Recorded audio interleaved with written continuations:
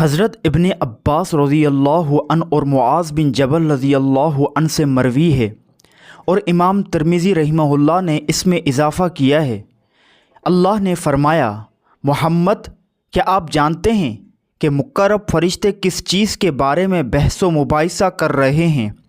میں نے عرض کیا، جی ہاں، گناہ ختم کرنے والے اعمال کے بارے میں۔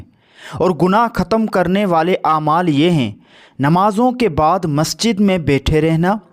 باجماعت نماز پڑھنے کے لیے پیدل چل کر جانا،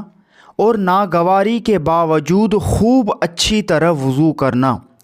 پس جو یہ کام کرے گا وہ بہتر زندگی بسر کرے گا، اور اس کی موت بھی اچھی ہوگی، اور وہ گناہوں سے ایسے پاک ہو جائے گا جیسے اس کی ماں نے اسے آج جنم دیا ہو۔ اور فرمایا، محمد جب آپ نماز سے فارغ ہو جائیں تو یہ دعا کیا کرو: اللہم انی اسألک فعل الخیرات وترک المنکرات وحب المساکین واذا اردت بعبادک فتنة فاقبضنی الیک غیر مفتون،